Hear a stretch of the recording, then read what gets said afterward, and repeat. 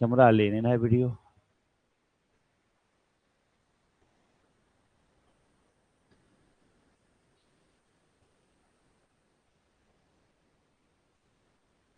क्या हो रहा है?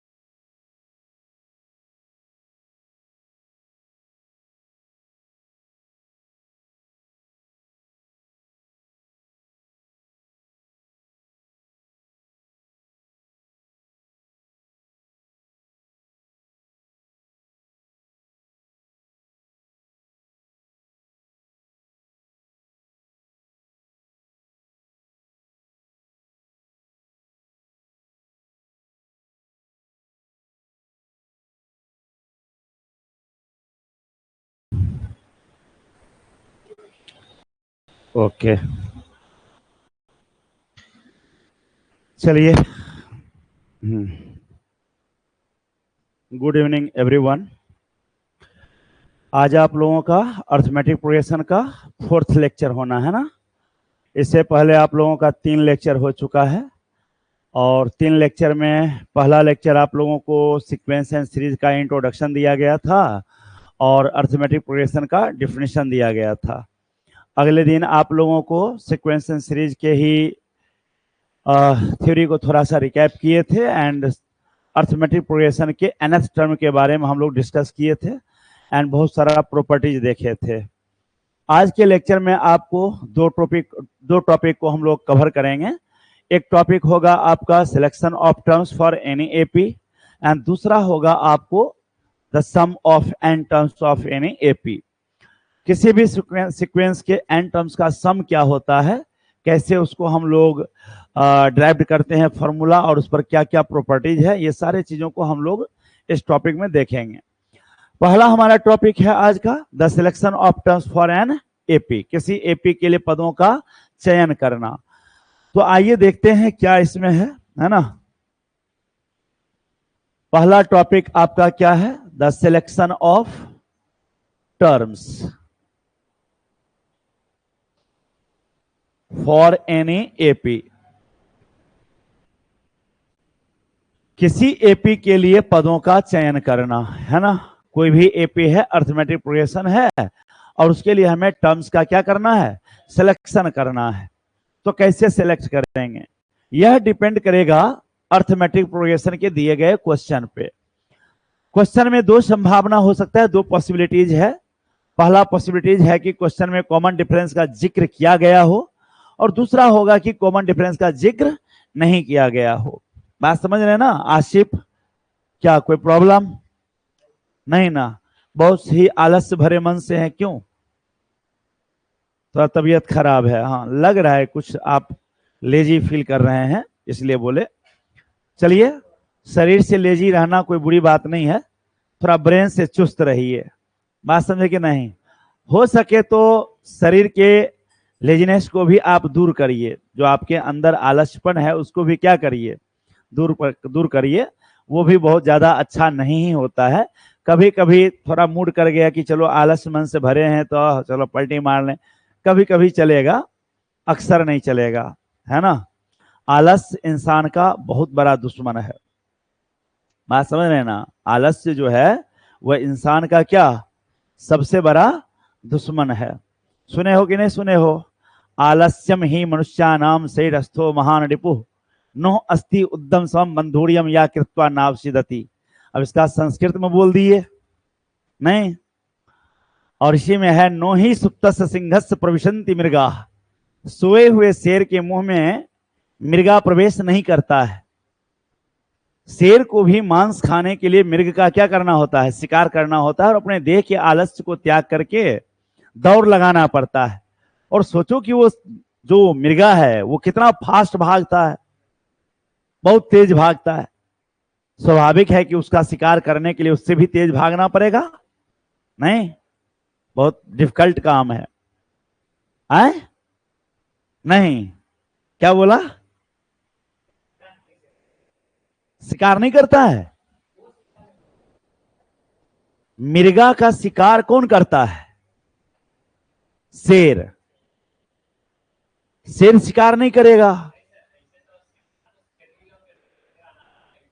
हाँ, ऐसा नहीं है।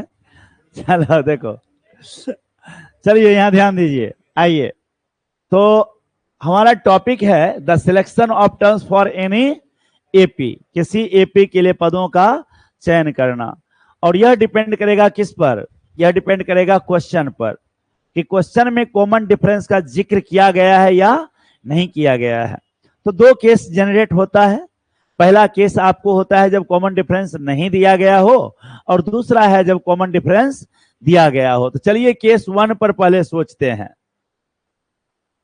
केस फर्स्ट क्या कहता है, if D is not given, question में कॉमन डिफरेंस नहीं दिया गया है, कॉमन डिफरेंस नहीं दिया गया है, ठीक है। अब ऐसी स्थिति में आपको यह ध्यान रखना है कि आपको कितने टर्म्स का सिलेक्शन करना है। 2 टर्म्स का सिलेक्शन करना है, या 3 टर्म्स का सिलेक्शन करना है, या 4 टर्म्स का करना है, या 5 टर्म्स का, है ना। तो आपको देखना है कि अगर ऑड नंबर ऑफ टर्म्स में ऑड नंबर ऑफ टर्म्स का सिलेक्शन करना होगा तो कॉमन डिफरेंस आपका डी होगा। क्या होगा, d. If you have to select odd number of terms for any AP, then the common difference will be D. और अगर मानिए आपको सम संख्या में पदों का चयन करना है, किसमें, सम संख्या में, if you have to select even number of terms, then common difference will be 2D. common difference क्या होगा, 2D होगा। सो जब आपको 2 टर्म्स का सिलेक्शन करना होगा, 4 टर्म्स का सिलेक्शन करना होगा, 6 टर्म्स का सिलेक्शन करना होगा, तो कॉमन डिफरेंस आप 2D लेंगे। क्या लेंगे, 2D। और अगर odd number of terms selection करना होगा, विषम संख्या में पदों का चयन करना होगा, तो कॉमन डिफरेंस आप लेंगे D। कहने का मतलब अगर 3 टर्म्स लेना है तो कॉमन डिफरेंस लेंगे D, 5 टर्म्स का लेना होगा तो कॉमन डिफरेंस लेंगे D, 7 टर्म्स का लेना होगा तो कॉमन डिफरेंस D। बात समझ रहे ना, ये ऑड नंबर ऑफ टर्म्स का सिलेक्शन हो गया। किसी को कोई कंफ्यूजन, क्या याद हुआ ये बताइए। अगर हमें इवन नंबर ऑफ टर्म्स का सिलेक्शन करना है तो कॉमन डिफरेंस क्या होना चाहिए, 2D। Very good. And odd number of terms का सिलेक्शन करना चाहिए तब D। अब इसमें ध्यान क्या रखना होता है, सो समझिए। इसमें ध्यान रखना होता है कि अगर उसको ऐड किया जाएगा तो सारा का सारा D कैंसिल हो जाएगा, सारा का सारा D कैंसिल हो जाएगा। ऐसा एडजस्टमेंट लिया जाता है, इस तरीके से व्यवस्था लिया जाता है कि अगर उसको ऐड करें तो सारा का सारा D क्या हो जाएगा, कैंसिल हो जाएगा। अब जैसे मान लीजिए हमको 1 टर्म लेना है, बस 2 रिजल्ट याद रखिए। एक 1 टर्म लेना है तो A ले लिए, एंड 2 टर्म्स लेना है, कितना टर्म्स, 2 टर्म्स। देख लीजिए यहां 2 टर्म्स, 2 पद लेना है एपी के लिए, तो A minus D A plus D लिए हैं। थोड़ा आप इसमें से इसको माइनस करिए, कॉमन डिफरेंस ऐसे ही निकलता है ना।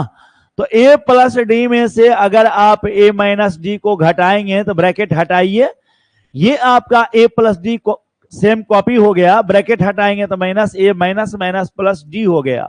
A आपका कट गया, कितना आया बोलिए।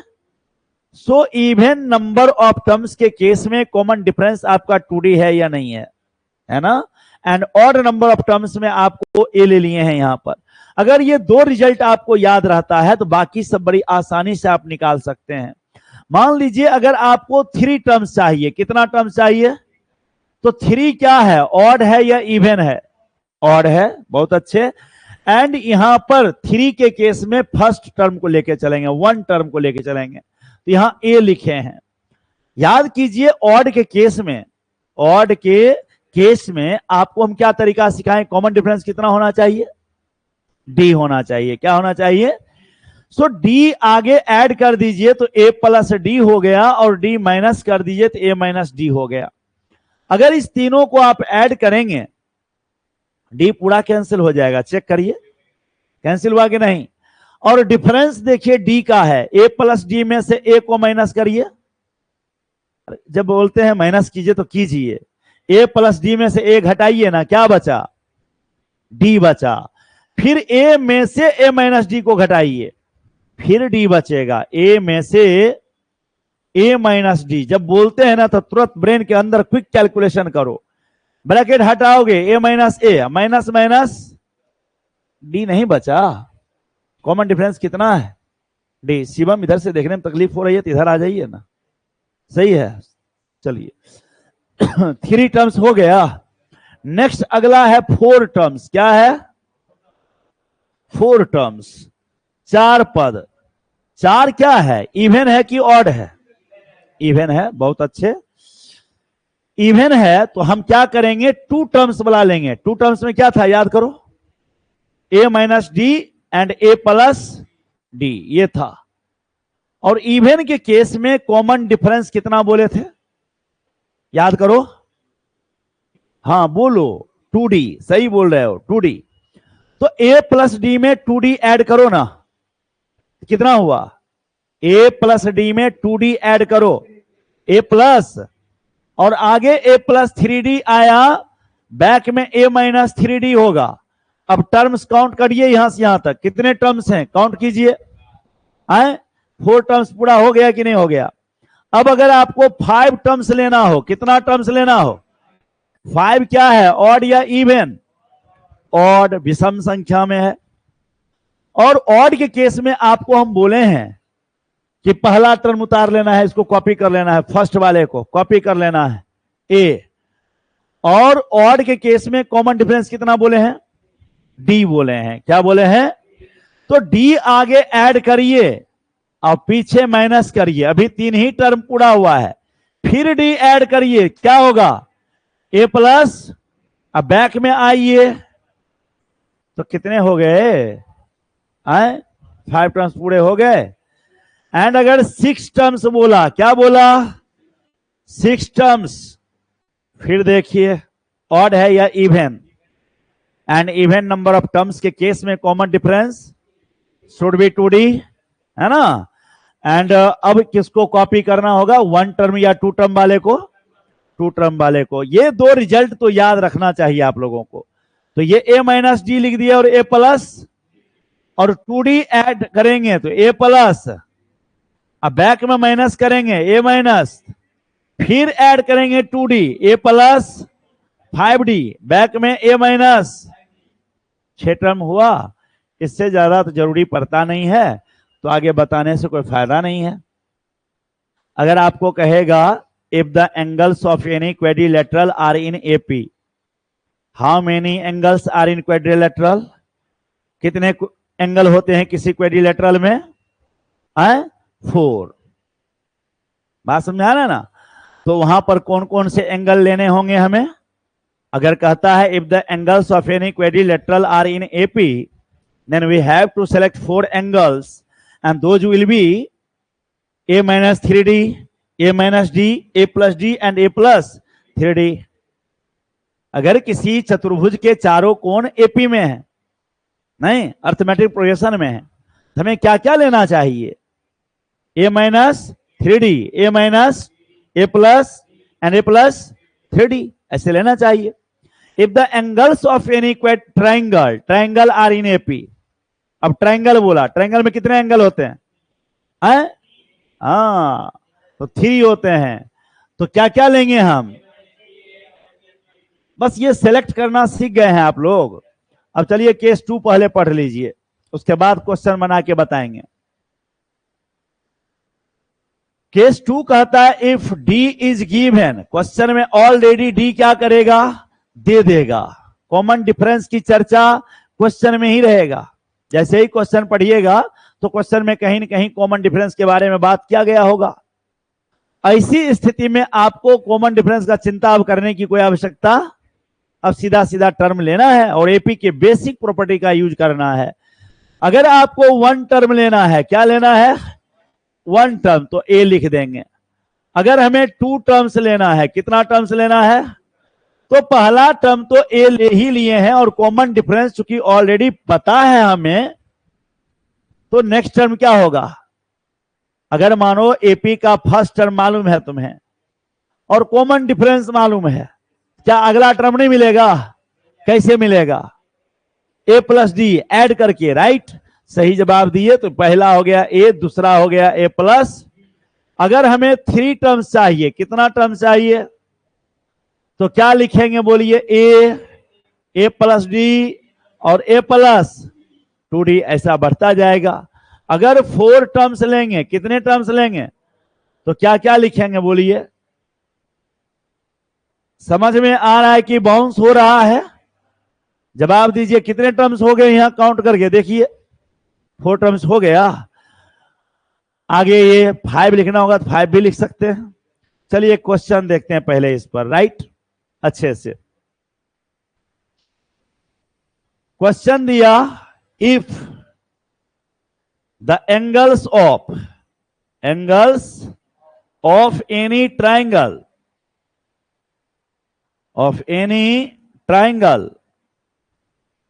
are in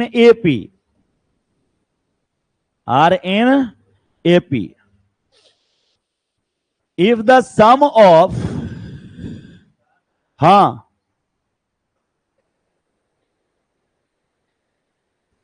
क्या बोले? 3 टर्म्स में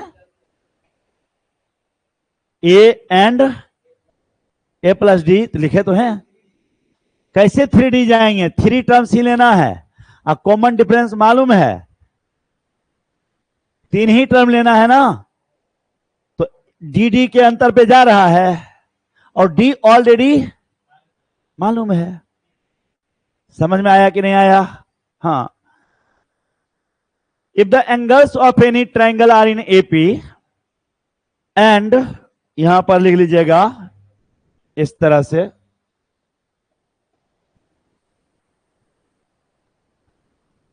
and the sum of first 2 angles is equal to the third angle,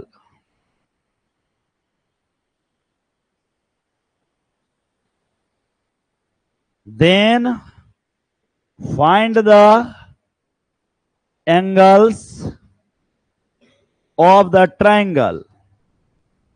question दे दिया आपको, तो देख लीजिए, यहां पढ़िए। कहा है कि किसी ट्राइंगल का तीनों एंगल किसमें है? एपी में है, और पहले 2 एंगल का सम जो है वो किसके बराबर है? तीसरे एंगल के बराबर है। पढ़ लीजिए, the sum of first 2 angles, पहले 2 एंगल का सम किसके बराबर है? थर्ड एंगल के।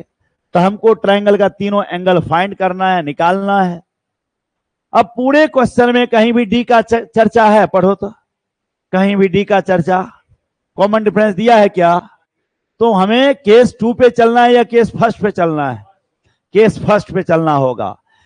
तो क्या क्या लेंगे यहां पर? ध्यान दीजिएगा, क्या क्या लेंगे हम यहां पर? Angle. Let 3 angles are, 3 angles are, क्या क्या है हमारा? ए माइनस डी, ए और, यही था ना। लेकिन आप तो जानते हैं कि तीनों एंगल का सम जो होता है, ट्राइंगल के तीनों एंगल का सम क्या होता है बोलिए? 180 डिग्री। तो बस वो फायदा पहले उठा लेते हैं, ए प्लस डी इक्वल टू कितना? अब ये डी डी कैंसिल हो गया, कितना बचा? 3a इक्वल टू 1, तो a इक्वल टू 60 डिग्री। ये काम एक हो गया, पहला काम निकल चुका है। अगेन हमें क्वेश्चन में क्या बोला था बोलिए? अकॉर्डिंग टू क्वेश्चन क्या बोला था? कि पहला 2 का सम तीसरे के, सो a माइनस डी अब प्लस a अगर कर दें तो a प्लस डी के बराबर होना चाहिए कि नहीं होना चाहिए? एक ए क्या कर दिए बोलिए, कैंसिल। लेकिन ए का मान कितना लाए थे आप, 60, और ये माइनस डी उधर चला गया तो 2d लिखाएगा बोलिए। अगले लाइन में 2d इक्वल टू 60 डिग्री है तो डी आपका कितना आया बोलिए, 30 डिग्री। डी निकल गया। अब आपके एंगल क्या क्या थे बोलिए, therefore angles are, angles are. पहला एंगल क्या था बोलिए, ए माइनस डी। तो ए का वैल्यू आप 60 लाए हैं, डी का वैल्यू 30 लाए हैं, तो क्या आएगा 60 माइनस 30 लिखेंगे ना। सेकेंड आपका 60 है, थर्ड आपका 60 प्लस 30 लिखाएगा। ये आपका 30 डिग्री हो गया, ये आपका 60 हो गया, और ये आपका 90 डिग्री। क्या क्या आंसर आया पता चल गया, 30 डिग्री, 60 डिग्री, और तो भारी है क्या, बन गया ना। अगले क्वेश्चन की तरफ बढ़ते हैं। नेक्स्ट क्वेश्चन पे ध्यान दीजिएगा, ठीक है। अगले क्वेश्चन पे कहता है, क्वेश्चन में आपको 3 numbers are if, 3 numbers are in AP. Question में दिया 3 नंबर आपका क्या है, एपी में है, ठीक है।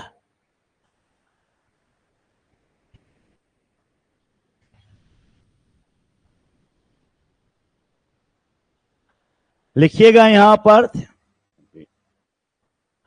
इस तरह से, इफ द प्रोडक्ट ऑफ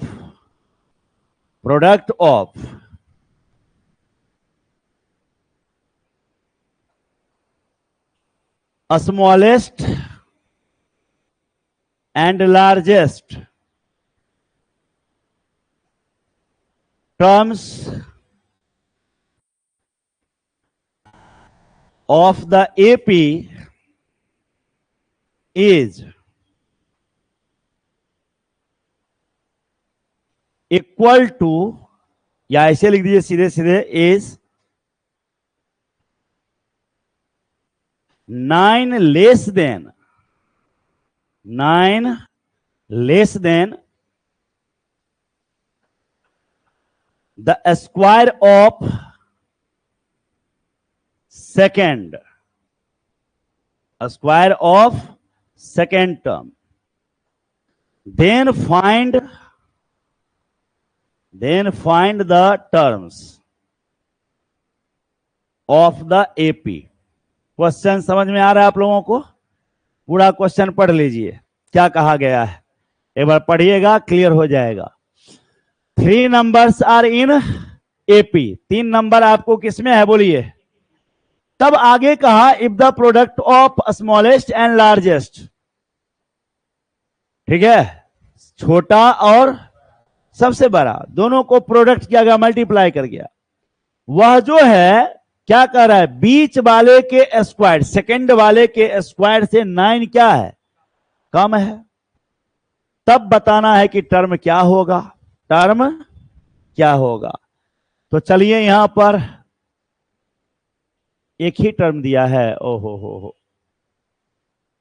एक कंडीशन दिया है, थोड़ा सा और यहां पे एक कंडीशन और लेना होगा, ठीक है ना। एंड द सम ऑफ, यहां लिख लीजिएगा, and the sum of all terms, sum of all terms is 24। सबका सम क्या दे दिया है बोलिए, इतना दे दिया है। अब सॉल्व करना है। सबसे पहले आप यहां कितना टर्म बोला है बोलिए, क्या पूरे क्वेश्चन में कहीं भी डी का जिक्र है, पढ़िए तो, कहीं भी क्वेश्चन में कॉमन डिफरेंस के बारे में कुछ बोला है, नहीं दिया है। इसका मतलब हमको फर्स्ट वाले पर ही चलना पड़ेगा। तो क्या लिखेंगे सॉल्यूशन में, ध्यान दीजिए, लेट 3 नंबर्स आर, क्या क्या लेंगे बोलिए, ए माइनस डी, ए और ए प्लस डी, ऐसे ले लेंगे। क्वेश्चन में बोला तीनों का सम कितना है बोलिए, 24, बोला ना, तीनों का सम कितना है।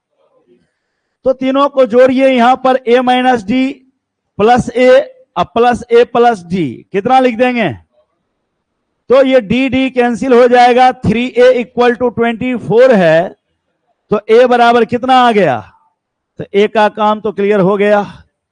अब आगे क्वेश्चन में पढ़िए, बोला सबसे छोटा सबसे बड़ा दोनों का प्रोडक्ट बीच वाले के स्क्वायर से 9 कम है, यही बोला है ना, पढ़ लो।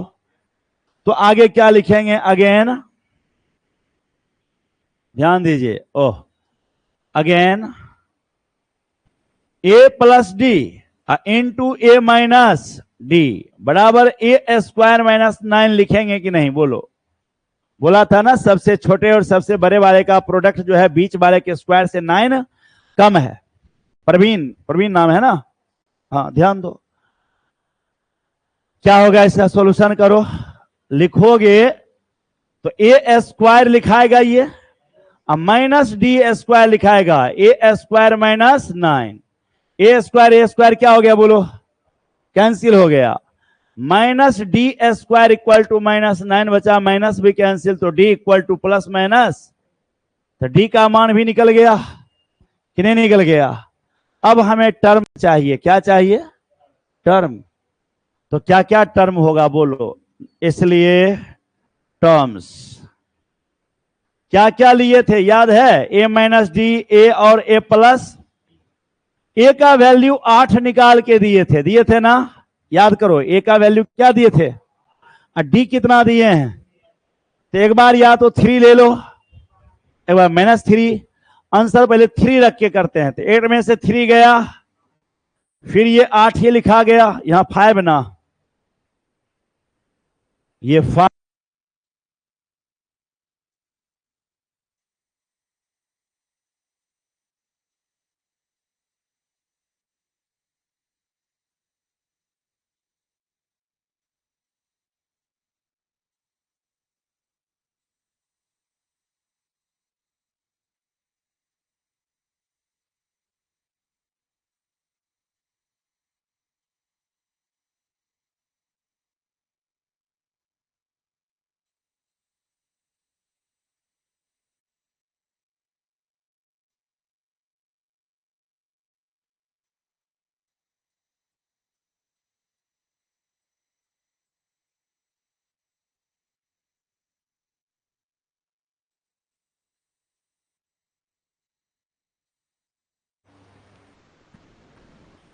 हेलो, अब आवाज क्लियर है क्या, साउंड क्लियर है, सुनाई दे रहा है।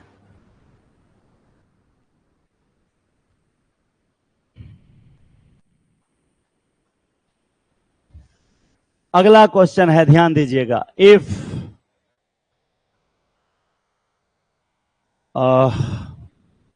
The angles of any quadrilateral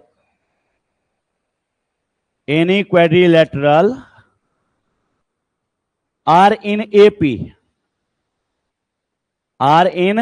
AP, यदि किसी क्वाड्रिलेटरल का सारा एंगल क्या है, AP में है, and the common difference is 10 degree, and the common difference कितना दे दिया, 10 डिग्री दे दिया, then find the angles of the quadrilateral। अब क्वेश्चन समझिए आप सब, क्या कहा गया है, बोला यदि किसी क्वाड्रिलेटरल का चारों एंगल एपी में है और कॉमन डिफरेंस आपका कितना है, 10 डिग्री है, कॉमन डिफरेंस कितना है, तो ऐसी स्थिति में आपको सारे एंगल्स फाइंड करने हैं। अब क्वेश्चन में कहीं कॉमन डिफरेंस का चर्चा किया कि नहीं किया, कर दिया ना, तब अब हमको यहां क्या यूज करना चाहिए, अभी यहां कौन केस, सेकेंड केस यूज करना चाहिए, जहां कॉमन डिफरेंस ऑलरेडी दिया हुआ था। एंड तब 4 टर्म्स का सिलेक्शन कैसे किए थे, ए प्लस डी, ए प्लस 2d, ए प्लस, याद आ रहा है, हाँ। तो अब यहां पर देखिए क्या करते हैं, सॉल्यूशन में लिख रहे हैं, let the angles of the quadrilateral are, पहला ले लिए ए, दूसरा ए प्लस, तो डी क्यों लिखेंगे? डी तो क्वेश्चन में दिया है, तो क्या लिख दें? 10 लिख दें ना। हाँ, ए प्लस 10, फिर अगला, फिर ए प्लस 20, 10 और ऐड करेंगे ना, तो ए प्लस, अगला ए प्लस 30, 10-10 का लिखाया ना, अंतर है कि नहीं है? अब आप जानते हैं कि क्वेड्रिलेटरल के चारों एंगल का सम जो होता है, क्या होता है? 360 degree. The sum of all angles of any quadrilateral 360 degree, right? So यहां पे ए प्लस 10, ए प्लस 20 और ए प्लस 30 सबको ऐड कर दिए तो 360 हो गया। ए कितना बार है? पढ़ो, 4a। 30, 20, 50, 10, 60 इक्वल टू कितना? 360। कहीं कोई कंफ्यूजन है क्या?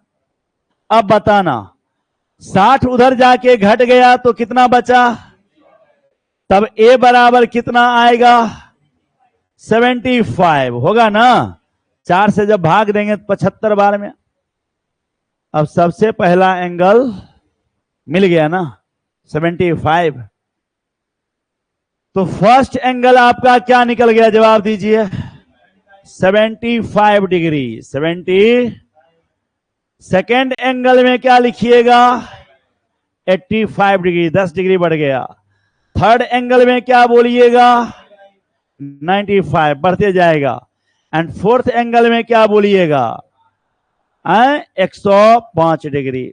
समझ में आ रहा है कि बाउंस कर रहा है? समझ में सब कुछ आ रहा है रेहान? पक्का ना? हिमांशु तुम तो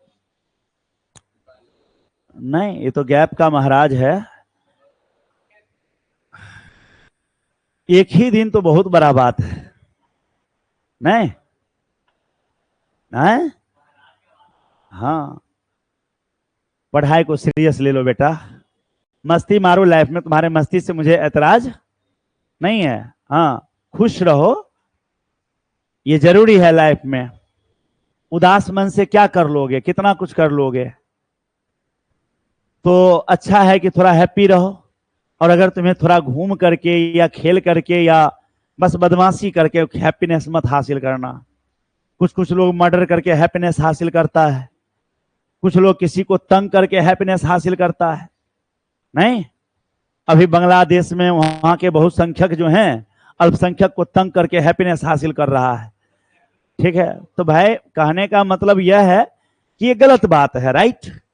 तो गलत काम करके हैप्पीनेस हासिल करने की कोई आवश्यकता नहीं है। सही काम करके हैप्पीनेस हासिल करो। तुम्हें अगर गंगा के किनारे घूम करके अच्छा लगता है तो चले जाओ, घूम लो, है ना? बस डुबकी मत मारना। मम्मी पापा से बहुत दूर हो, यहां आए हो पटना में, तो क्या जरूरी है ये गंगा में जाके नहाने का? और नाव से उस पार जाने के बीच में नाव पलट जाए तब? अब एक आदमी कहेगा सर रोड पे चलते हुए धक्का लग जाए तब? वो संभावना कम है, ठीक है, लेकिन वो संभावना ज्यादा है और उसमें मिलने का चांस। यहां पर तो चोट लगेगा, गिरोगे, टूटोगे, तो कम से कम भाई बॉडी तो गार्जियन तक पहुंच जाएगा, और उधर पता ही नहीं चलेगा। क्या गलत कह रहे हैं? ऐसी घटना कई घट चुकी है, इसलिए हम बच्चे को समझाते हैं कि भाई पढ़ने आए हो, मन लगा के पढ़ाई करो। मस्ती जिंदगी में बहुत है, एक बार कैरियर बन जाए लाइफ में, मोटा पैसा कमाओ, है ना, उसके बाद मस्ती ही मस्ती है। ठीक है, लोग कहते हैं कि पैसा के बिना भी मस्ती हो सकता है। मस्ती का पैसा से कोई लेना देना नहीं है। ये सब वही आदमी है जो तुम लोगों को गरीब देखना चाहता है। बात समझा कि नहीं समझा? अपने ढेर पैसा कमा के मस्ती मार रहा है और तुमको गरीबी में फंसा रहा है कि मस्त खुश। हैप्पीनेस का रुपया से कोई लेना देना नहीं है। अब दुनिया में सबके हाथ में मोबाइल देखोगे, अब तुमको मोबाइल चलाने का मन करेगा तो चोरी करके लाओगे, खरीद के लाओगे, और उसके लिए क्या चाहिए? अब लोगों को बाइक देखोगे भाई, सबको चलो ठीक है, किसी के पास बुलेट है, किसी के पास हार्ले डेविडसन है, मेरे पास पैशन प्रो ही रहे, लेकिन वो भी खरीदने के लिए तो पैसा चाहिए कि नहीं चाहिए? तब और आजकल तो सुंदर साइकिल का दाम, बढ़िया साइकिल लेने जाओगे ना, उसका दाम 20,000 25,000 हो गया। हाँ बढ़िया आए तो रेंजर ना आजकल आ गया है, जानते हो, साइकिल में पूरा बैटरी वाला। हाँ साइकिल में, साइकिल बैठ जाओ 25-30 के स्पीड से चलेगा। हाँ एक से एक। आओ यहां देखो। अच्छा ये सॉल्यूशन समझ में आया या नहीं, ये बताओ। आ गया ना? हाँ नेक्स्ट आगे बढ़ते हैं। इस पर क्वेश्चन है आर.डी. शर्मा के बुक में, एक चैप्टर ही है, तो आप लोग उसको बना के रेडी कर लीजिएगा, ठीक है। नेक्स्ट अब हम आगे बढ़ते हैं the sum of n terms of any AP के तरफ। बात समझ में आ रहा है? तो सबसे पहले एक नोट पढ़िए यहां, the sum of first n terms of any AP is denoted by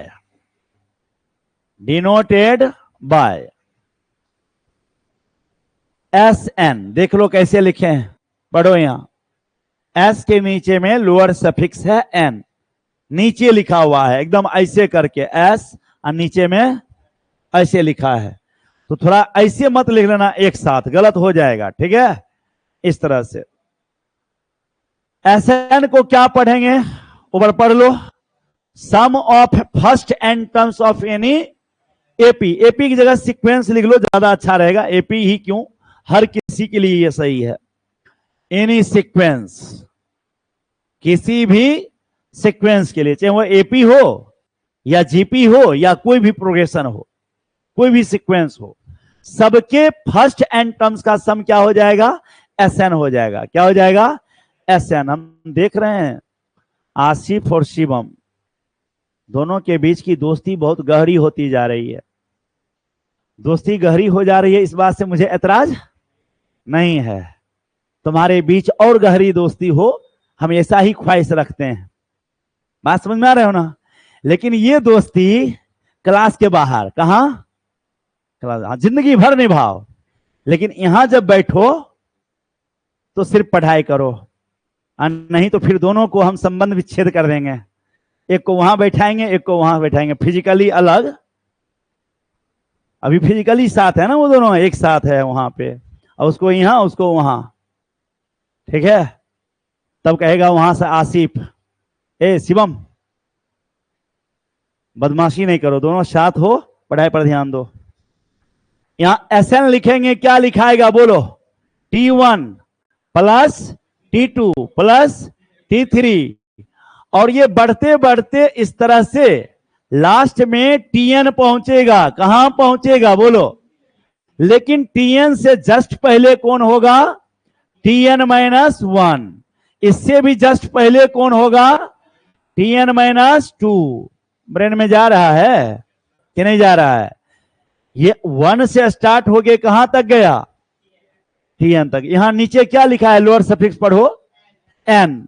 अगर हम यहां N-1 दिए तो इसका मतलब हुआ फर्स्ट N-1 टर्म का सम।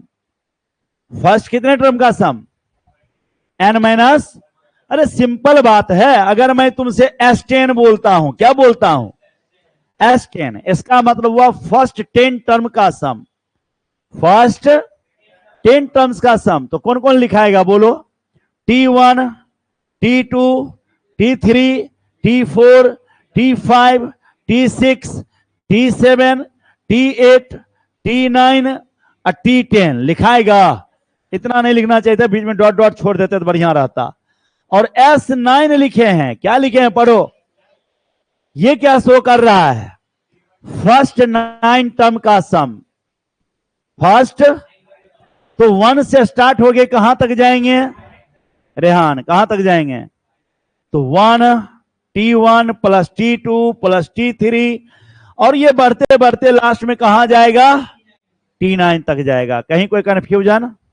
अगर हम इसमें से इसको घटाने कहें, S10 में से S9 को माइनस करने कहें, तो माइनस करोगे S10 माइनस S9, माइनस किए ना, तो बताओ T1 कैंसिल हो जाएगा, T2 भी। क्या गाल पे हाथ रख करके बैठे हो? हटाओ गाल पर से हाथ, देखो इधर। माइनस करेंगे तो T1 क्या हो जाएगा, और T2 भी, T3 भी। कहां तक कैंसिल? 9 तक कैंसिल। बचेगा कौन? तो T10 बचा। क्या बचा? ये S में से S घटा, बचा T। S में से T बचा है। तो देखो यहां 10 था, यहां कितना था, और वहां, तो इस दोनों में अगर एक का अंतर है, कितना का? 1 का, तो जो बड़ा है वही बचेगा। ये Sn-1 का मीनिंग क्या हुआ? n-1 टर्म का सम, कितना का? सो ये T1 लिखाएगा, फिर T2 लिखाएगा, फिर T3 लिखाएगा, बढ़ते बढ़ते Tn-2 और लास्ट में ये Tn-1। अगर अब इसको माइनस कर दिया जाए, क्या कर दिया जाए? माइनस कर दिया जाए, तो बताओ ये क्या लिखाएगा? Sn माइनस Sn-1, और T1 कैंसिल, T2 कैंसिल, कहां तक कैंसिल? Tn-1 तक कैंसिल हो गया। तो इतना कैंसिल होने के बाद क्या बचेगा? Tn बचेगा। तो अब एक फॉर्मूला आ गया आपके पास, Tn equal to Sn minus Sn-1। बोलिए समझ में आया कि बाउंस कर गया है? जो बच्चे लाइव में देख रहे हैं वो लोग भी कमेंट में बताते रहेंगे कि सर समझ में आ रहा है, सर रिपीट कर दीजिए, जो भी आपका डिमांड है ना, तो बोलिएगा। एक बच्चा बोलता है सर आप हमेशा नीचे देख रहे हैं, थोड़ा ऊपर भी देख लीजिए। ठीक है, तो दरअसल ये क्लास आपका ऑफलाइन के साथ साथ ऑनलाइन है, और ये सब सामने में है, तो नजर तो इन्हीं पे डालना पड़ेगा पहले, नहीं? और आप लोग अदृश्य हैं, तो आप लोग को देखना संभव नहीं है, नहीं तो सामने से देखते हैं कि नहीं? तो घबराइए मत, मेरी नजर कहां तक जा रही है उससे मैटर नहीं है, जो कुछ पढ़ा रहे हैं वो आपके तक पहुंचना चाहिए, है कि नहीं? हाँ, देखिए यहां, ये क्लियर हुआ आप लोगों को? किसी को कहीं कोई दिक्कत नहीं है? नेक्स्ट आगे देखिए, यहां पर हम बता रहे हैं आपको, ये जो बता रहे थे Sn, इसको कैसे लिखे थे? T1 plus T2 plus T3, और इस तरह से बढ़ते बढ़ते लास्ट में Tn-1, और लास्ट में कहां पहुंचे? Tn। दरअसल ये सम हो रहा है, क्या हो रहा है? सम ऐड किया जा रहा है। तो जब जब सम होगा तो समेशन का आएगा मैटर। किसका मैटर आएगा? समेशन का। और समेशन के लिए यूज क्या होता है, सो देखिए, ये वाला, ये देख रहे हैं, ये है आपका सिग्मा। क्या है? Capital sigma. क्या है? Capital sigma. हाँ, एक टीचर थे, शादी किए, उनके बाल बच्चे हुए, पहला बेटा का नाम रख दिया अल्फा, दूसरा का रख दिए बीटा, तीसरा का रख दिए गामा, तो चौथा आने वाला था, तो मोहल्ला वाला पूछता था डेल्टा कब आएगा? 3 बेटा हुआ, पहला का नाम रखे अल्फा, दूसरा का बीटा, तीसरा का नाम गामा। तो मोहल्ले वाले बार बार पूछते थे भाई डेल्टा कब आ रहा है? ठीक है, चौथा। अब बताओ, ये ग्रीक लेटर है, क्या है? और ग्रीक लेटर में कितने हैं टोटल लेटर? 24। उसी 24 लेटर में से एक लेटर यह भी है, यह है कैपिटल सिग्मा। क्या है? और इससे आप लोग पहले से ही परिचित हैं, इसको देखे हैं कि नहीं कभी? कहां देखे थे? प्रोबेबिलिटी में। थोड़ा और याद करिए, 10th में तो प्रोबेबिलिटी में ये लेवल नहीं पहुंचा होगा, स्टैटिस्टिक्स में पढ़े होंगे। हाँ, अब सांख्यिकी जिसको कहते हैं, स्टैटिस्टिक्स में पढ़े होंगे, सुनाई दिया? ठीक है, तो ये यूज होता है समेशन के लिए। किसके लिए? समेशन के लिए। अब इसको कैसे यूज करते थे याद करिए। आप पढ़ते थे इस तरह से, अगर मीन निकालना है, क्या निकालना है, तो आप कहते थे सिग्मा एक्स आई बाय एन, सिग्मा एक्स आई बाय जितना ऑब्जर्वेशन है सबका सम by number of observation.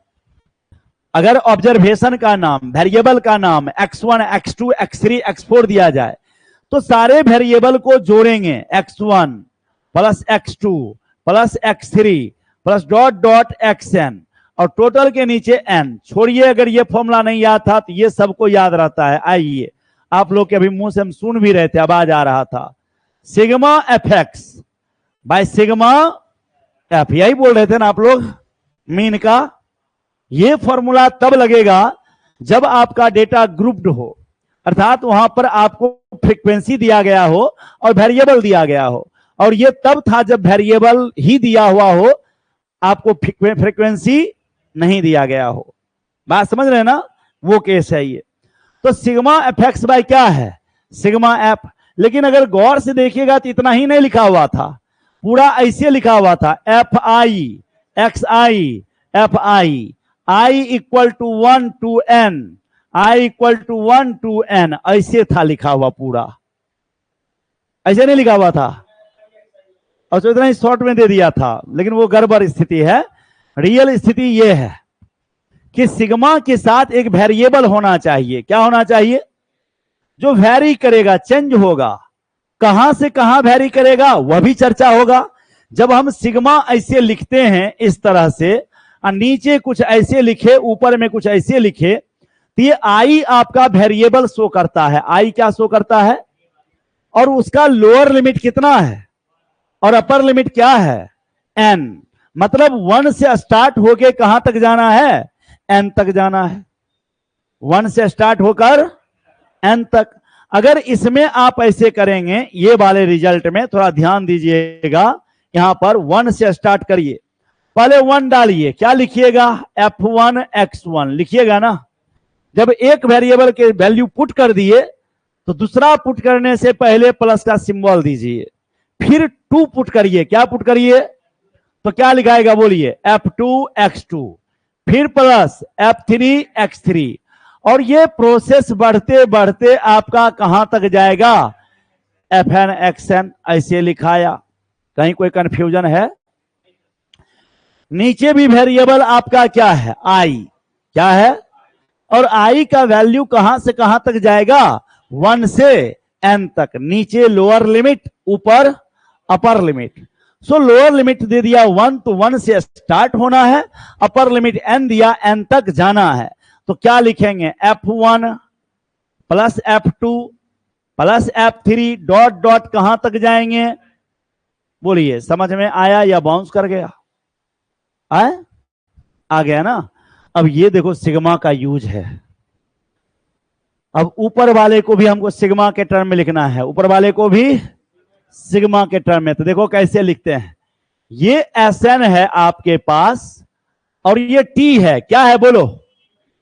T start कहां से हुआ, पहुंचा कहां तक? तो लिखेंगे सिग्मा टी आई। अच्छा है, मन करे तो Tn, क्या लिख दो? Tn। और n का वैल्यू स्टार्ट कहां से हुआ और गया कहां तक? तो बस इसको लिख दिए। अब देखो, सबसे पहले n के जगह क्या रखोगे? तो T1 प्लस, फिर क्या रखोगे? 2, तो T2, और प्लस का सिंबल देते रहो, आगे बढ़ते रहो, बढ़ते बढ़ते कहां तक जाओ? पहुंच गए वहां तक। क्लियर हुआ या नहीं हुआ? अगर हमें कोई पूछता है S15, क्या पूछता है? S15 कैसे लिखेंगे? सिग्मा में कैसे लिखेंगे? सिग्मा Tn ही लिखेंगे। क्या लिखेंगे? ये नहीं सोचना कि n की जगह 15 रखा गया तो यहां भी क्या रख दें? 15, गलत हो जाएगा। अब n का वैल्यू कहां से चालू होगा और कहां तक जाएगा? तो बस ये काम खत्म हो गया। सबसे पहले n के जगह 1 रखो तो क्या लिखाया T1, फिर रखो T2, फिर रखो T3, और ये बढ़ते बढ़ते अपर लिमिट क्या दिया है, सो T15 पर जाके रुक जाओ। समझ में आया? S15 का मीनिंग समझ में आया या नहीं आया है? अगर S10 को लिखना होगा सिग्मा के टर्म में तो कैसे लिखेंगे, क्लियर है? बस केवल ऊपर में, बाकी सब कहीं कोई कंफ्यूजन नहीं है ना? समझ में आ रहा है? ओके, चलिए ये बात आप लोग समझ गए हैं तो हम आगे बात करते हैं आप लोगों को। The sum of first n terms of any AP, किसी एपी के प्रथम n टर्म्स का हमको क्या जानना है, सम जानना है। अर्थमेटिक प्रोग्रेशन के प्रथम फर्स्ट n टर्म्स जो होता है ना, फर्स्ट n टर्म्स का सम जानना है। तो कैसे निकालेंगे, याद करो, यहां पर Sn लेंगे ना। सबसे पहला टर्म क्या था हमारा T1, दूसरा क्या था T2, तीसरा क्या था T3, चौथा क्या था, और बढ़ते बढ़ते ये कहां तक जाएगा बोलो, पीछे पीछे बोलते रहो तो ज्यादा अच्छा लगता है। ठीक है, कहां तक पहुंचा, Tn तक, है ना? मैं तुम लोगों से इसलिए बुलवाता हूं कि बाद में अगर कोई बच्चा इस वीडियो को देखेगा यूट्यूब पर तो वो भी जब अधूरा क्वेश्चन छोड़ेंगे और वीडियो देखता रहेगा तो उसके मुंह से जवाब निकलेगा, तब उस अगर सेम मैच कर गया तो उसको लगेगा हाँ हमको समझ में आ रहा है, और जवाब डिफरेंट हो गया तो मामला गड़बड़ है, राइट? तो इसलिए तुम लोग बार बार रिपीट करने कहते हैं, बोलने कहते हैं। इससे दो फायदा है, एक तो आप बोलते हैं, दूसरा ये बोलने से क्या होता है कि आपका मन आलस्य से बाहर निकलता है। गणित में इंटरेस्ट जो होता है बच्चों का, थोड़ा मजा तो आता है लेकिन उतना रोचक नहीं है। जैसे लोग किसी विषय में जाता है, सुनता है तो उसे मजा देता है, हिस्ट्री सुन रहा है, नहीं जैसे ही बोला फलाना राजा के सामने चिल्लाना, राजा तलवार लेके खड़ा है, बच्चा लड़का अपने इमेजिनेशन कर लिया। ओ गणित में क्या इमेजिनेशन करेगा, कितना इमेजिनेशन करेगा, राइट? यहां पर आप हायर क्लास में हैं, हर चीज का एग्जाम्पल और हर चीज का बात बताने लगेंगे तो कोर्स खत्म करने में हालत पंक्चर हो जाएगा। यहां पर कंटेंट बहुत है तो कंटेंट को सीधे सीधे एक्सेप्ट करना ज्यादा बेटर है, ठीक है, अच्छे तरीके से। नहीं तो अगर हर कंटेंट को किसी कहानी से जोड़ के देंगे तो पता चला कहानी भूल गए तो कंटेंट भी भूल गए, ठीक है ना? ये है। यहां देखो Sn इक्वल टू ऐसे गया। अब आपको पता है ना, एक बात एपी में पिछले ही दिन बताए हैं आपको कि किसी भी एपी में स्टार्टिंग से एंड लास्ट से अगर इक्वल डिस्टेंस का टर्म लेते हैं और उसको ऐड करते हैं तो वो इक्वल वैल्यू देता है ऑलवेज। याद आ रहा है? The sum of equidistant terms from beginning and from end are always equal and this is equal to the sum of first and last term. वो किसान वाला जो सुनाए थे 40 गाय वाला, याद आ रहा है? नहीं होता है? तो एपी में प्रारंभ से और अंत से समान दूरी पर के जो टर्म होते हैं उसका योगफल हमेशा सेम होता है, बराबर होता है। सो जितना T1 और Tn को जोड़ के आएगा उतना ही T2 और Tn माइनस 1 को जोड़ के आएगा, उतना ही T3 और Tn माइनस 2 को जोड़ के आएगा। सबका वैल्यू क्या आएगा? आएगा कि नहीं आएगा? बोलो कि क्या कोई कंफ्यूजन है? हम क्या किए कि इसको इक्वेशन नंबर 1 दे दिए, अगला बार फिर से हम उल्टा लिख दिए, इसको यहां ला दिए Tn, इसको फिर ला दिए Tn माइनस 1, यहां पर आ जाएगा Tn माइनस 2, यहां आ जाएगा Tn माइनस 3, बढ़ता बढ़ता यहां पर आ जाएगा T2 और यहां आ जाएगा T1। कहीं कोई कंफ्यूजन? बोलो सबसे लास्ट में T1 पहुंचेगा कि नहीं पहुंचेगा? अगर हम इन सबको ऐड कर दें, क्या कर दें? ऐड करो दोनों को, तो Sn कितना हो गया बोलो? 2Sn। कोई दिक्कत? इसको लिख दिए T1 प्लस Tn, लिखे ना? अगला बार क्या लिखाएगा? T2 प्लस Tn माइनस, सब क्यों लिखेंगे? लास्ट यहां पहुंचे हैं Tn माइनस 1 प्लस T2 और उसके बाद यहां T1 प्लस Tn। एक बात बताओ, ये कितना ब्रैकेट बना होगा, कितना जोड़ा बना होगा? बोलो। अगर 10 टर्म ऊपर है और 10 टर्म नीचे भी है और जोड़ा लगा रहे हैं तो कितना जोड़ा बनेगा? 10 ही ना जोड़ा बनेगा जी। यहां पहला टर्म का एक जोड़ा, दूसरा टर्म का दूसरा जोड़ा, तीसरा टर्म का तीसरा जोड़ा, एनवा टर्म का। कोई कष्ट है? पक्का ना? कष्ट नहीं है ना? हाँ बोलना। अब देखो, ये 2SN रहने दो। अब यहां ध्यान दो, हम तो बताए हैं कि जितना ये है उतना ही अगला है, सबका वैल्यू क्या है। तो हम क्यों ना यहां पर T1 प्लस Tn छोड़ दें, इसको भी नाम क्या दे दें? बोलो, T1 प्लस। दे सकते हैं कि नहीं दे सकते हैं? जब ये और ये बराबर ही है, एपी को चेक करो ना, अगर दिमाग में नहीं जा रहा है तो ऐसे आओ, बताओ ये एपी है कि नहीं है? बोलो, है ना? अब उल्टा लिख दो, 14, 11, 8, 5। चलो इसको जोड़ो तो थोड़ा आए, 19, 19 आ गया। इसको भी ऐड करो 19, इसको भी ऐड करो और इसको भी ऐड करो। सब बराबर नहीं है? तो जब सब बराबर है तो हम ये नहीं कह सकते कि जितना ये है उतना ही ये है, और सब बराबर होगा। लास्ट में ये भी वही होगा T1 प्लस, और ये भी T1 प्लस Tn तो पहले ही से है। बताओ कितना यहां पर कपल मतलब पेयर है, कितना पेयर है? अब कपल सुन के हंसी लगा उसको, भाई इस कपल ना कह सकते इसको। कपल का मतलब क्या होता है? जोड़ा। अब तुम हंस क्यों रहा है जोड़ा सुन के? आए, जोड़ा तो हंसों का भी हो सकता है ना। दो हंसों का जोड़ा बिछुड़ गए रे, नहीं गजब भयो रामा, गजब भयो रे। पढ़ा है कि नहीं पढ़ा है? और तुम लोग क्या पढ़ा पता नहीं। हमारे जमाने में हिंदी में पढ़ना रहता था ऐसा ऐसा बात। दो हंसों का जोड़ा बिछुड़ गए रे, गजब भयो रामा, गजब भयो रे। ठीक है, आओ यहां देखो, ये कुछ अलग जोड़ा समझ लिया, बच्चा जवान हो गया। पढ़ाई पर ध्यान दो, ठीक है? हाँ, आजकल का जमाना बहुत डेवलप हो गया, मोबाइल, टीवी, बहुत सारे चीज हैं, एंड अननेसेसरी चीज बच्चों तक बेवजह पहुंच रहा है।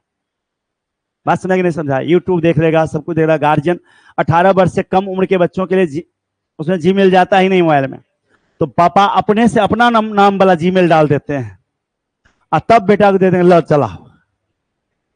लेकिन हाँ रुक जाओ, ये बता रहा है बुद्धि, बताओ। अच्छा, अपना ही नाम से 18 प्लस करके बना लेता है लड़का है। देखो ये बोला बनाए भी हैं। तब और कल को मान लो अगर उस जीमेल को ऑथेंटिक लिया जाए और माना जाए कि आप अपना जो है ये घपलेबाजी किए हैं और उसके आधार पे तुम्हें गलत आदमी माना जाए, तब अच्छा नंबर 15 जीमेल है। ओ भाई, प्रभु प्रणाम है आपको, प्रणाम। ठीक है, बताओ हमको 15 जीमेल नहीं है, इसका दुगुना तिगुना उम्र का हम होने वाले हैं, और तब हमको उतना जीमेल नहीं है। आई हमसे बताओ रे बाबा, जब हम मैट्रिक इंटर ग्रेजुएशन सब पास हो गए हमें तभी जन्म ना लिया होगा। अब 15 जीमेल, कितना जीमेल? 15। पढ़ाई पे ध्यान दो, क्या करता है इतना जीमेल का यूज? आओ यहां, चलो ये T1 plus Tn, T1 plus Tn कितना है बोलो? n times. कितना बार?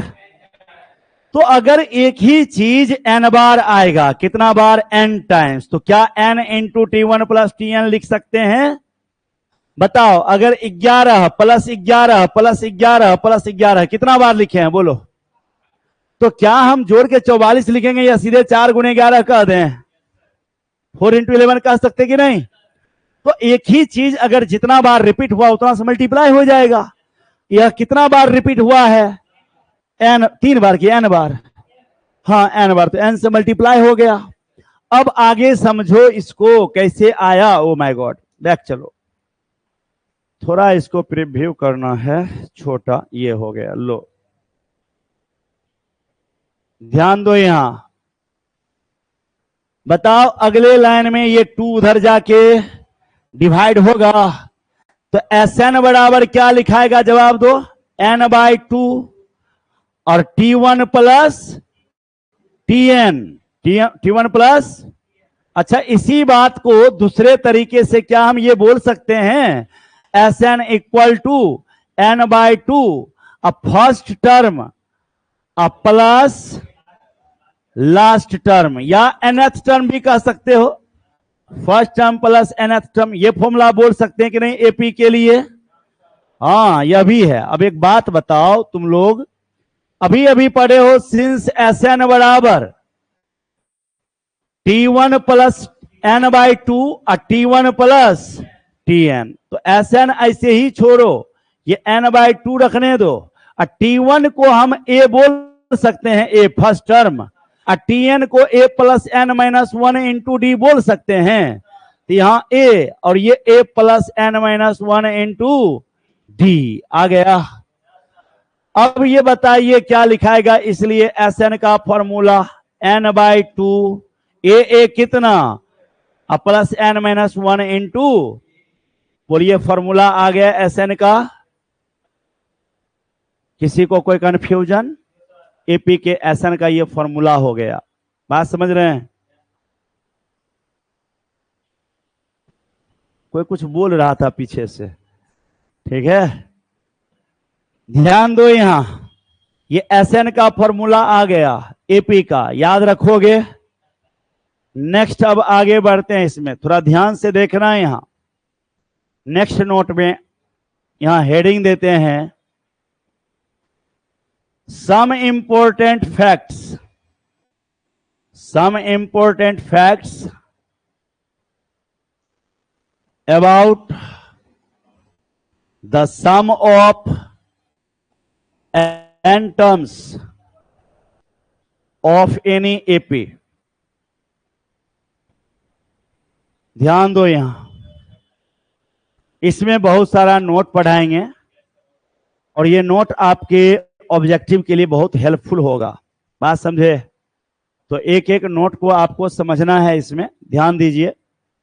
सबसे पहला आपके पास है एस एन का फॉर्मूला, क्या पढ़े थे अभी अभी बताइए, n/2a प्लस n-1 इंटू, अगर आप इसे मल्टीप्लाई करेंगे तो ये लिखाएगा na plus n² d/2 minus nd/2, ये मल्टीप्लाई कर दिए हम सब, टोटल को ब्रैकेट सहित ब्रेक करके मल्टीप्लाई कर दिए, तब ये रिजल्ट आया है।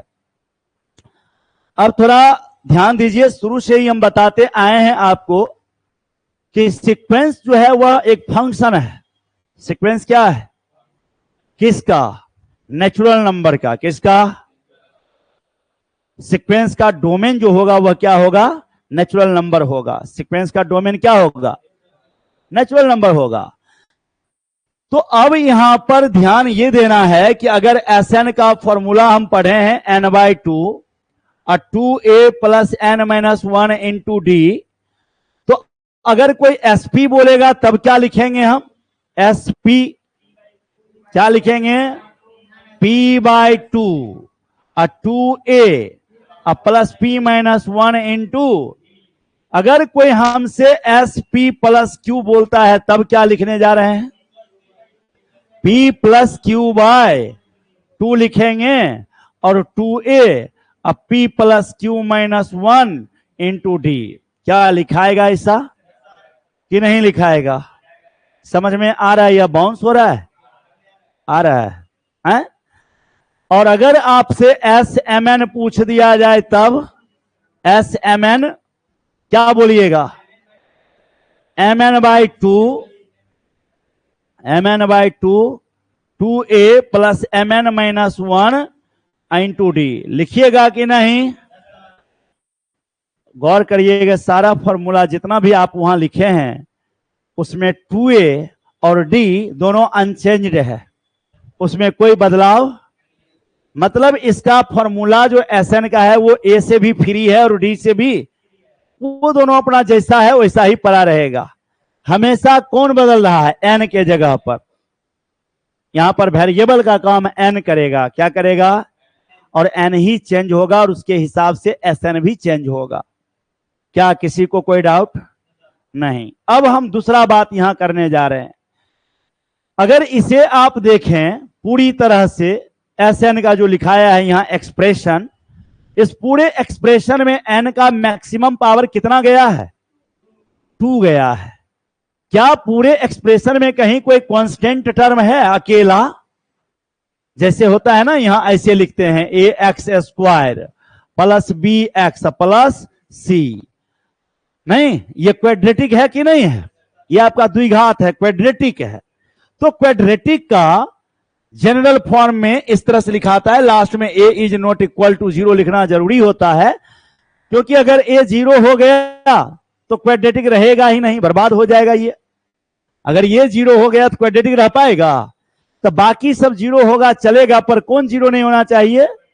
a 0 नहीं होना चाहिए। क्या शिवम, कई दिनों के बाद आए हो तो समझ में आ रहा है? भाई तुमको अगर समझ में आ गया ना, तब हम समझ रहे हैं कि हमको पढ़ाने आ रहा है। देखो, कोई बच्चा अगर बहुत दिन बाद भी आ जाए और फिर भी अगर तुम्हारा पढ़ाई उसको समझ में आ रहा है, तो तब इसका मतलब है कि तुम ठीक पढ़ा रहे हो। कैसे ही हमको खुश करने के लिए बोल दिया समझ में आ रहा है? ऐसे हमको खुश करने के लिए नहीं बोल दिए हो ना? ओके, चलो। तो यहां पर x का मैक्सिमम पावर 2 है और इसमें एक कांस्टेंट टर्म है, देखो, जो बिना x का है। कौन? लेकिन यहां बिना n का कोई है? नहीं है। तो पहला नंबर तो यहां से ये जानकारी मिली कि किसी भी एपी का Sn जो होगा, सम ऑफ n टर्म्स जो होगा, वो क्वाड्रेटिक होगा। क्या होगा? क्वाड्रेटिक एक्सप्रेशन होगा। यहां पर नोट लिखने जा रहे हैं, इस नोट के बदले दैट इज देके the sum of n terms, the sum of n terms of any AP is a quadratic expression, is a quadratic expression of n। किसका क्वाड्रेटिक एक्सप्रेशन है? n का। दैट इज, हम Sn बराबर ले सकते हैं an² plus bn। इस form में क्यों लिए बताओ? क्योंकि इसमें कहीं भी अकेले कांस्टेंट नहीं था, तो हम भी बिना कांस्टेंट का लिए हैं an² प्लस bn। क्या कोई कंफ्यूजन? अरे इस n वाले को एक साथ कर लो ना, इस n वाले को। ये क्वाड्रेटिक, तो देखो यहां नहीं हो गया, n वाला यहां, n² वाला यहां। क्या कोई प्रॉब्लम है? ऐसा लिख दिए। क्वेश्चन इस पर दे देगा ऐसे तुम्हें। क्या क्वेश्चन देगा सो देखो। क्या हुआ?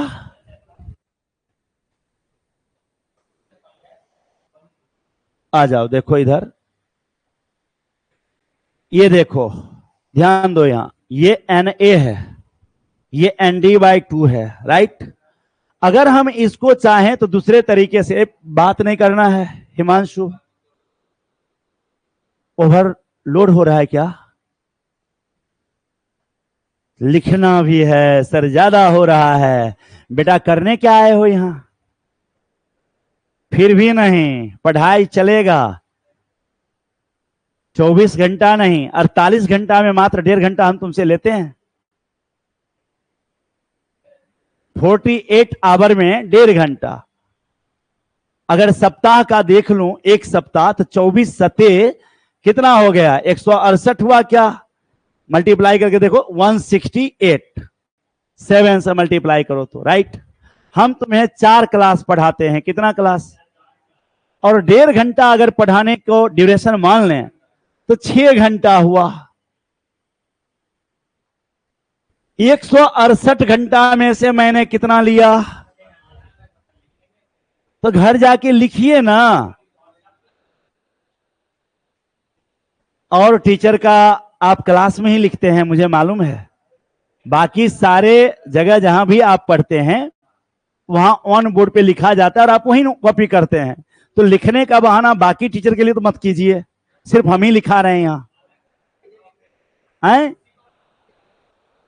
बहाना बंद करिए और चुपचाप पढ़ाई पर ध्यान दीजिए। मैं भी पढ़ाई किया हूं,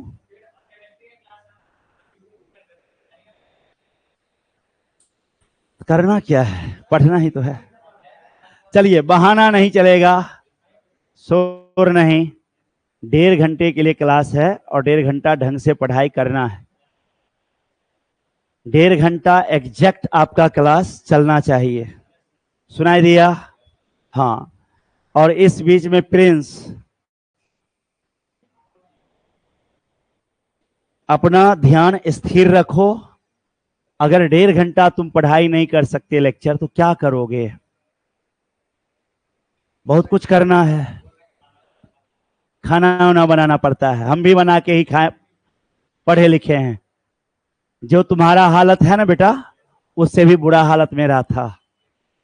तुम तो कम से कम इतना तो फ्री हो ना कि पापा की तरफ से रुपया आ जा रहा है और तुम आराम से पढ़ के खाना बना के खाओगे। तुम्हारे क्लास में जब हम थे ना, हमें खुद जाके पढ़ाना पड़ता था। 2 घंटा 3 घंटा दिन का होम ट्यूशन, फिर अपनी पढ़ाई, फिर खुद का खाना बनाना, खुद के सब काम करना। तो तुम्हारे लिए और सुविधाएं ज्यादा हैं तुम्हारे पास आज के डेट में। मेरे पास उतनी सुविधा नहीं थी उस जमाने में। सुविधा मेरे पास क्या, बहुतों के पास नहीं थी। ना मोबाइल का जमाना था। तो आज जमाना है तो इसका सदुपयोग करो, ठीक है ना? देखो यहां पढ़ाने दिया करो, डिस्टर्ब करेगा। तब से देख रहा हूं मैं इसको। ये पीछे से बोला कि सर टाइम हो गया, जबकि मैं फिर घड़ी देखने गया, टाइम हुआ क्या? नहीं हुआ।